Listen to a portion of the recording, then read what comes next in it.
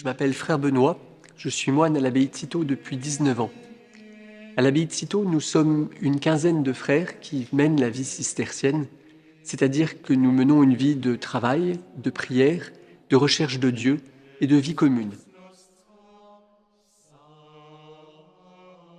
Aujourd'hui, à Cîteaux, nous menons la vie monastique, c'est-à-dire une vie menée ensemble et une vie, somme toute, un peu banale, une vie commune.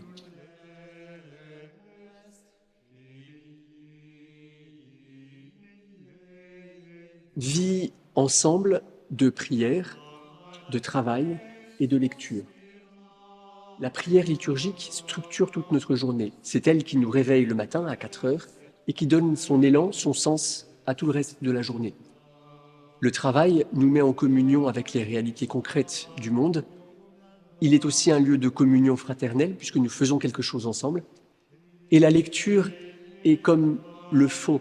C'est la parole accueillie dans le silence, célébrée dans la liturgie, vécue dans le quotidien de la vie fraternelle. C'est cette parole que nous croyons être Jésus-Christ qui anime notre vie. Et cette parole, nous voulons la transmettre aux visiteurs qui viennent pour voir les bâtiments historiques de l'abbaye de Cîteaux. Ces bâtiments ont en grande partie été ravagés par la Révolution française. C'est pourquoi les témoins qu'il reste sont assez signifiants. Un monastère est gouverné par le chapitre des frères de la communauté. Et c'est ce chapitre qui élit un abbé. C'est ce chapitre qui prend les grandes décisions. Et cette organisation d'un monastère a été reproduite par les cisterciens à l'échelle de l'ordre tout entier. Et donc, l'institution qui détient l'autorité dans l'ordre, c'est le chapitre général qui rassemble les abbés, et aujourd'hui les abbesses, de tous les monastères cisterciens.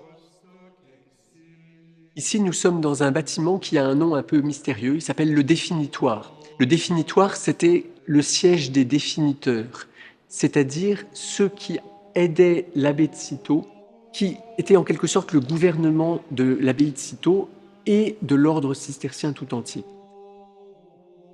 Le définitoire, c'est le bâtiment dans lequel siégeait l'institution qui permettait à des gens séparés de corps de vivre dans l'unité d'esprit.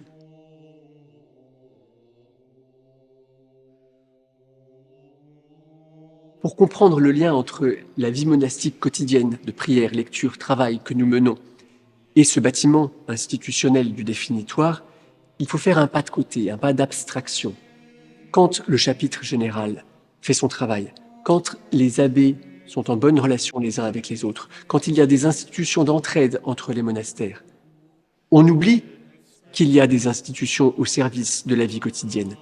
Et on a l'impression que la vie quotidienne se suffit à elle-même. On a besoin de ces institutions, mais on en a besoin pour les oublier. Vous voyez qu'aujourd'hui, ce bâtiment est assez délabré et en danger.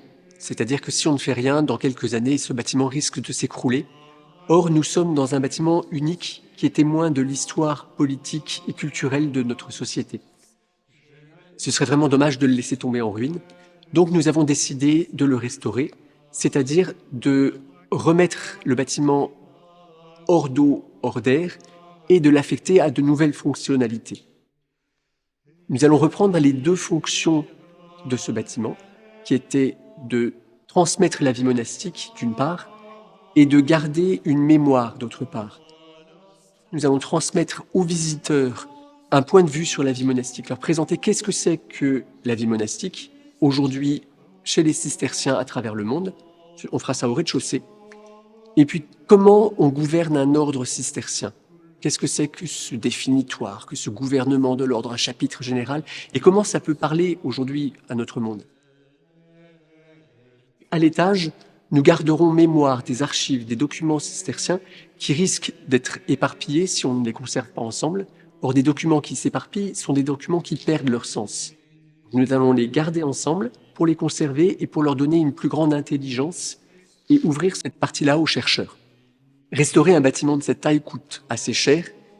La restauration est estimée à 15 millions d'euros. Dans cette perspective, nous avons le soutien des autorités publiques. L'État, le département, la région, l'Europe ont compris l'intérêt de ce bâtiment et sont prêts à nous aider. Des vignerons de la côte se sont aussi mobilisés car ils savent ce qu'ils doivent aux moines de Cîteaux pour l'excellence du vin de Bourgogne.